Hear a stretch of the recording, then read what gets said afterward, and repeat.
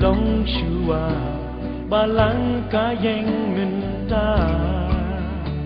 Wat lahap den bun ki jing e Jing ker ku blay u the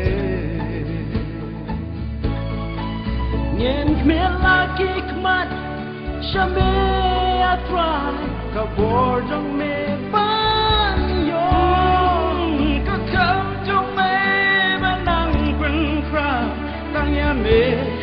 ban roi ya ro Isha gospel lawan angin Shame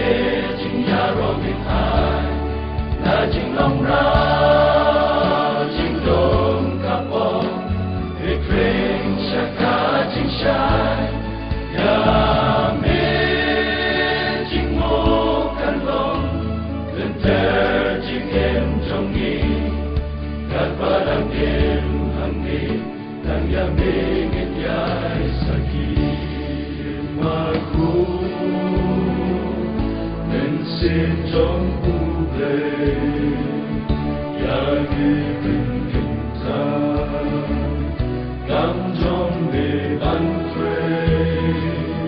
ha mengi ai dan ya me ban sakri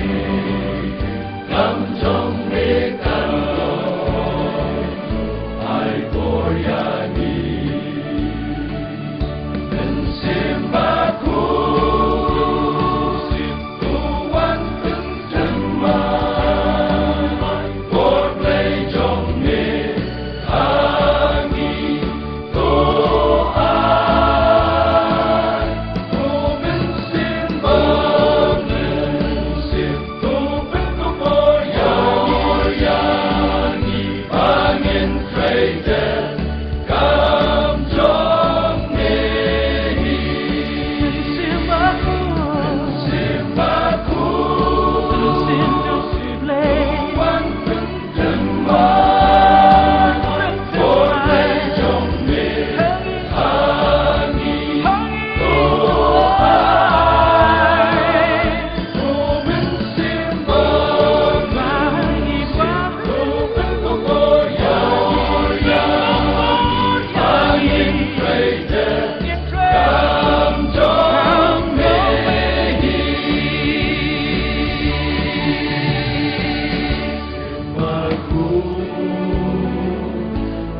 Sejong uble